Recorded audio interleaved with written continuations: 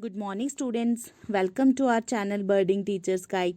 बच्चों, आज हम कक्षा 8 पाठ 4 दीवानों की हस्ती कविता की सप्रसंग व्याख्या करेंगे।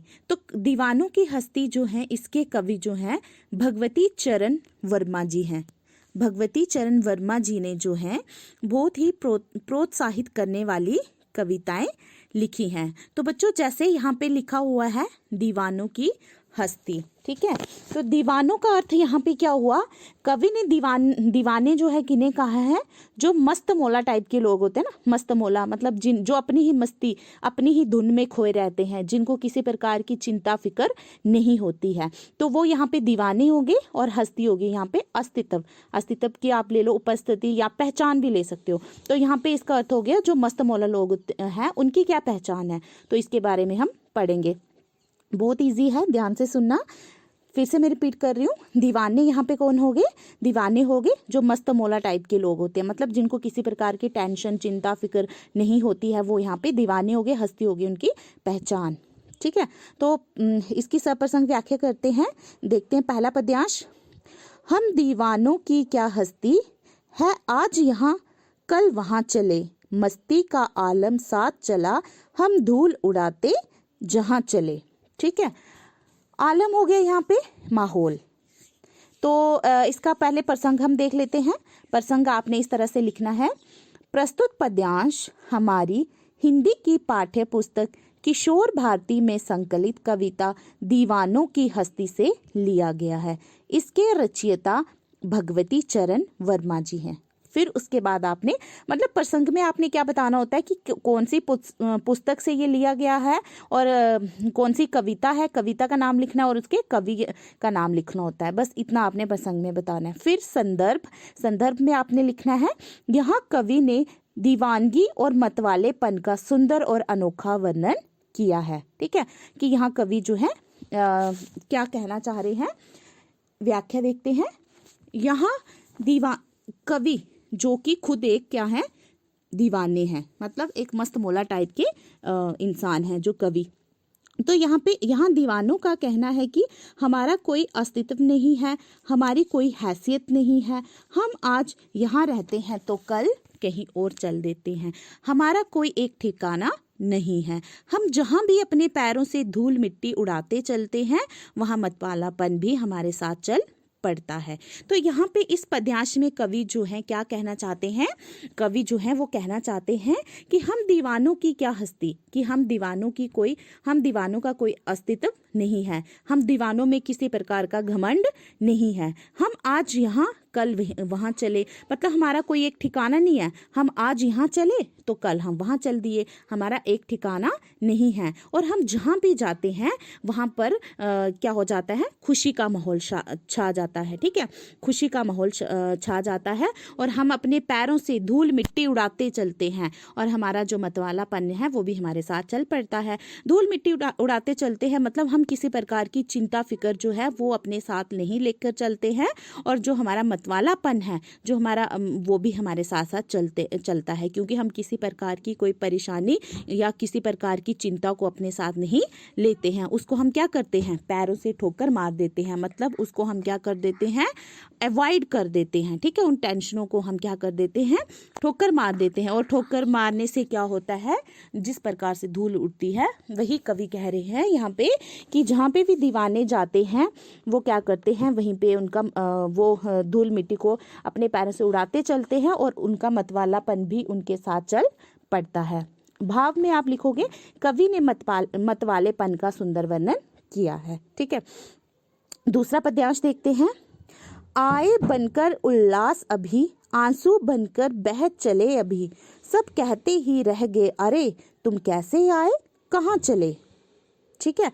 यहाँ इसमें आपने प्रसंग पहले की तरह ही लिखना है कि प्रस्तुत पद्यांश हमारी हिंदी की पाठ्य पुस्तक किशोर भारती में संकलित कविता दीवानों की हस्ती से लिया गया है, इसके रचयिता भगवती चरण वर्मा जी हैं।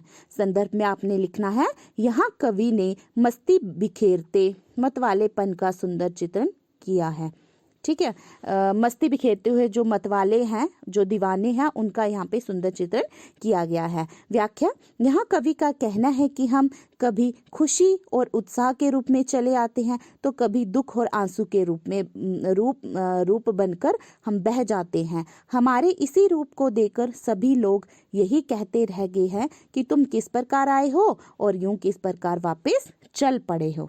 यहाँ पे कवि क्या कहना चाहते हैं? कवि कहते हैं कि आए बनकर उल्लास अभी। कवि यहाँ पे कह रहे हैं कि जो दीवानों की हस्ती, जो दीवाने लोग होते हैं वो क्या करते हैं, जो मतवाले लोग होते हैं, मस्तमौला लोग होते हैं, वो क्या करते हैं, जहाँ भी जाते हैं वहीं खुशी और उत्साह का माहौल जो होता है वो बन जाता है। और उनकी संगत में जो लोग होते हैं, जहाँ पे भी वो जाते हैं मतलब वहीं रंग जम जाते हैं। जहाँ पे भी ऐसे लोग जाते हैं वहीं जो होती है खुशियों की महफिल सज जाती है। और खुशियों में जो होता है, लोग इतने ज़्यादा खो जाते हैं कि उनको टाइम का पता ही नहीं चलता कि कब टाइम चला, कब टाइम बीत गया। तो कवि जो है वही कह रहे हैं कि हम खुशी की महफिल में चलते हैं और वहाँ पर खुशी का माहौल बना देते हैं और आंसू बनकर बह चले अभी। और इस तरह से खुशी का टाइम पास हो जाता है। जिस तरह से हमारी आंखों में आंसू होते हैं और पलक झपकते ही आंसू निकल जाते हैं, उसी तरह से ये खुशी का माहौल जो है वो निकल जाता है। और सब लोग यही कहते हैं, अरे तुम तो अभी आए थे और अभी चल पड़े। मतलब खुशियों का टाइम बहुत जल्दी बीत जाता है और लोग जो होते हैं वो यही कहते रह जाते हैं कि तुम अभी आए थे और अभी ही चल पड़े। भाव, कवि ने खुशी और दुख के रूप में आंसू के बह जाने की बात कही है। कवि ये यहाँ क्या कह रहे हैं? यहाँ पे कह रहे हैं कि खुशी और दुख के रूप में आंसू के बह जाने की बात कह रहे हैं, कि जो खुशी के आंसू और दुख के आंसू होते हैं उनके बह जाने की बात यहाँ पे की है कवि ने। नंबर तीसरा पद्यांश देखते हैं। किस ओर चले ये मत पूछो, चलना है बस इसलिए चले, जग से उसका कुछ लिए चले, जग को अपना कुछ दिए चले। तो बच्चों, प्रसंग आपने पहले की तरह ही लिखना है इसमें। प्रस्तुत पद्यांश हमारी हिंदी की पाठ्य पुस्तक किशोर भारती में संकलित कविता दीवानों की हस्ती से लिया गया है। इसके रचयिता भगवती चरण वर्मा जी हैं। संदर्भ, यहाँ कवि संसार से कुछ लेने और देने की बातें कह रहा है। ठीक है। व्याख्या, यहाँ कवि का कहना है कि वह किस दिशा में, क्यों और कैसे जा रहा है ये बात कोई भी मत पूछो, हमें तो मात्र आगे बढ़ना है, इसलिए हम आगे की ओर बढ़े जा रहे हैं। हम इस संसार में उसकी कुछ अच्छी चीज़ें, आदतें, स्वभाव आदि गुण लेकर जा रहे हैं और इस संसार को अपने गुण देकर हम तो अपने पथ पर चल दिए हैं, हम आगे की ओर बढ़ते ही जा रहे हैं। अब कवि इसमें क्या कह रहे हैं? कवि कह रहे हैं कि किस ओर चले, कि हमें किस ओर चलना है, मत पूछो हम कहाँ जा रहे हैं, मत पूछो किस ओर चल रहे हैं, मत पूछो ये हमसे, बस हमें आगे की ओर बढ़ना है, इसलिए हम आगे की ओर बढ़ते ही जा रहे हैं। और इस संसार से हमें जो चीज़ें अच्छी लगी, जो आदतें अच्छी लगी, जो स्वभाव अच्छे लगे, वो हम अपने साथ लेकर अपने साथ तो लेकर जा रहे हैं, लेकिन जो हमने संसार से जो कुछ भी हमने अच्छा सीखा वह हम इसी संसार में आगे की ओर बांटते जा रहे हैं और आगे की ओर बढ़ते जा रहे हैं।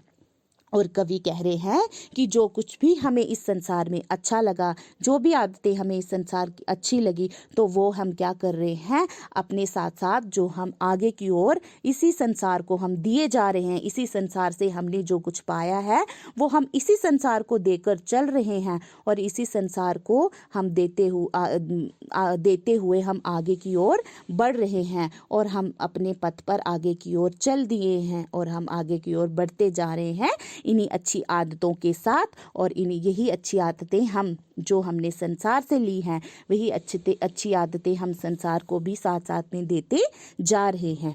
भाव, कवि ने संसार से कुछ सीखने और सिखाने की बात का सुंदर वर्णन किया है। कवि ने यहाँ पे कहा है कि जो कुछ उसने संसार से सीखा है और कुछ उसने संसार को सिखाया है। ठीक है, यहाँ पे कवि यही कह रहा है। अगला पद्यांश पढ़ते हैं।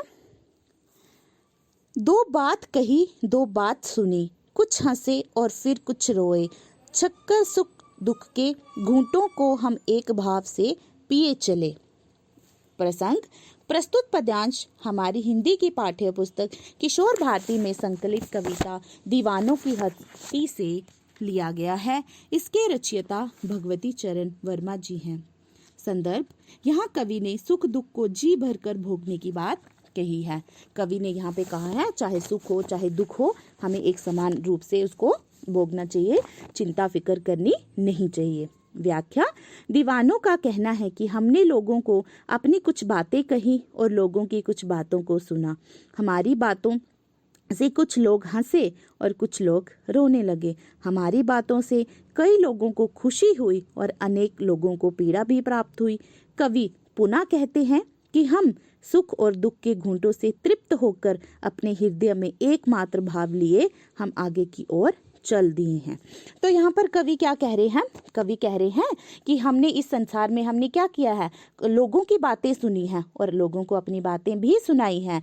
कुछ लोगों को हमारी बातें अच्छी लगी हैं और कुछ लोग ऐसे भी थे जिन्हें हमारी बातें से खुशी नहीं हुई। मतलब कुछ लोगों को हमारी बातें अच्छी लगी, कुछ लोग हमारी बातों से क्या हुए, मतलब कुछ लोग हमारी बातों को सुनकर हंसे भी, खुश भी हुए और कुछ लोग हमारी बातें सुनकर रोने भी लगे। कुछ लोगों को हमारी बातों से खुशी हुई और कुछ लोगों को हमारी बातों से पीड़ा प्राप्ति हुई। और कवि जो है फिर वो दोबारा से कह रहे हैं कि हम सुख और दुख के घूंटों से तृप्त होकर, कि हमने सुख और दुख के घूंट जो हैं वो एक समान है हमारे लिए और हम उन दोनों को ही अपने हृदय में एकमात्र, मतलब एक समान, हम उन दोनों के भाव, सुख और दुख के भाव हम एक समान लेकर अपने हृदय में आगे की ओर चल पड़े हैं।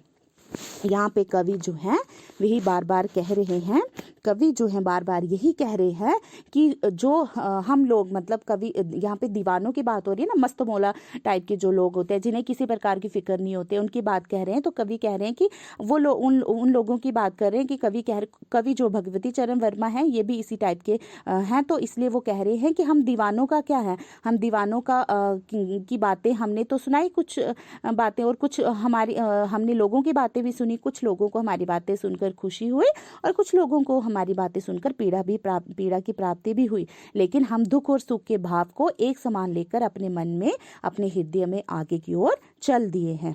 भाव, कवि ने यहाँ सुख दुख के घूंटों को तृप्त होकर पीने की बात कही है। कवि ने कहा है कि सुख दुख के घूंट, चाहे सुख के घूंटो चाहे दुख के घूंटो, उनसे संतुष्ट होकर उन्हें पी लेना चाहिए, मतलब सहन कर लेना चाहिए, सहनशील बनने की बात यहाँ पे कवि ने कही है। अगली पंक्ति, हम भिखमंगों की दुनिया में स्वच्छंद लुटाकर प्यार चले, हम एक निशानी सी उर पर लेस असफलता का भार चले। तो यहाँ पे प्रसंग आपने पहले की तरह ही लिखना है। प्रस्तुत पंक्तियाँ हमारी हिंदी की पाठ्य पुस्तक किशोर भारती में संकलित कविता दीवानों की हस्ती से ली गई हैं। इसके रचयिता भगवती चरण वर्मा जी हैं। संदर्भ, यहाँ कवि ने स्वतंत्र रूप से प्यार लुटाने की बात कही है। तो यहाँ कवि क्या कह रहे हैं, व्याख्या देखते हैं। दीवानों का मतलब कवि जो है वो कह रहे हैं कि वह भिखारियों की दुनिया में स्वतंत्र भाव से अपने प्यार को लुटाकर चल पड़े हैं। हम बिना किसी भेदभाव और स्वार्थ के अपने प्रेम को सभी में समान रूप से लुटाते और बांटते चल दिए। हम अपने दिलों पर निराशा और हताश का भाव लिए चल पड़े हैं। हम निराशा और हताश के रूप में असफलता को बटोरे जा रहे हैं। यहाँ पे कवि कह रहे हैं कि हम भिखारियों की दुनिया, यहाँ पे कवि ने भिखारी शब्द जो है वो स्वार्थी लोगों के लिए प्रयोग किया है, क्योंकि इस दुनिया में जो स्वार्थी लोग होते हैं अपने स्वार्थ सिद्ध करने के लिए ही वह लोगों से बातचीत करते हैं। तो यहाँ पे कवि ने भिखारी जो है स्वार्थी लोगों के लिए प्रयोग किया हुआ ये शब्द। तो यहाँ पे कहते हैं कि कवि कह रहे हैं कि हम इस स्वार्थी दुनिया है जो, उसमें हम स्वच्छंद होकर, हम बिना किसी रोक टोक के स्वतंत्र रूप से हम अपने प्यार को लुटाकर चल पड़े हैं और हम बिना किसी भेदभाव और स्वार्थ के अपने प्रेम को समान रूप से सभी में लुटा रहे हैं और सभी को बांटते चल रहे हैं। कि हमारे प्यार में जो हमारे मन में स्वार्थ की भावना नहीं है, हम आज़ाद रूप से, स्वतंत्र रूप से हम अपने प्यार को बिना किसी स्वार्थ के दूसरों पर लुटा रहे हैं और दूसरों में ही बांट रहे हैं। और हम अपने दिलों पर क्या कर रहे हैं, और जो हमें निराशा मिली है लोगों से, या जो हमें निराशा जो क्या होती है, असफलता का भाव है, लेकिन हम अपने मन से, हमारे मन में जो प्यार है वो लोगों में लुटा रहे हैं। लेकिन अगर हमें लोगों से निराशा प्राप्त हुई है तो हम उसे अपने हृदय में लेकर ही आगे की ओर बढ़ चले हैं। भाव, कवि ने से स्वतंत्र रूप से प्यार लुटाने की बात कही है। कवि ने यहाँ पे बताया है इन पंक्तियों के माध्यम से कि सभी को क्या है, स्वार्थ होकर नहीं बल्कि निस्वार्थ होकर, मतलब स्वतंत्र रूप से क्या करना चाहिए, प्यार लुटाना चाहिए दूसरों में। और यहाँ पे कवि ने यही कहा है कि अपने मन में स्वार्थ की भावना नहीं रखनी चाहिए। पढ़ते हैं इसका अंतिम पद्यांश। अब अपना और पराया क्या, आबाद रहे रुकने वाले, हम स्वयं बंधे थे और स्वयं हम अपने बंधन तोड़ चले। प्रसंग आपने वैसे ही लिखना है। प्रस्तुत पद्यांश हमारी हिंदी की पाठ्य पुस्तक किशोर भारती में संकलित कविता दीवानों की हस्ती से लिया गया है। इसके रचयिता भगवती चरण वर्मा जी हैं। संदर्भ, यहाँ कवि अपने पराये को भुलाकर सभी को खुश रहने की बात कहता है। बहुत इजी है। यहाँ पे कवि ने क्या कहा है कि अपने पराये का भेदभाव जो है उसे भुला लो और सभी खुश रहो। ठीक है, व्याख्या देखते हैं। कवि कहता है कि अब इस संसार में अपना और पराया कुछ नहीं है, सब मेरा। अब मेरा तेरा वाली भावना पूरी तरह समाप्त हो चुकी है। अब जग में रहने और रुकने वाले लोगों को खुश रहने की बात कहते हैं। अब यहाँ पे कवि क्या कह रहे हैं, जग में रहने और रुकने वाले लोगों को खुश रहने की बात कह रहे हैं। वे कहते हैं कि वे खुद ही किसी बंधन में बंधे थे, लेकिन अब हम अपने बंधनों को तोड़कर आगे की ओर चल पड़े हैं। तो यहाँ पे कवि क्या कह रहे हैं, कवि कह रहे हैं कि इस संसार में अपना और पराया कुछ नहीं है, ना कोई अपना है ना कोई पराया है, सभी क्या है, समान है, एक समान है। और इस तेरा मेरा वाली भावना को भुला देना चाहिए, इस तेरा मेरे वाली भावना को समाप्त कर देना है।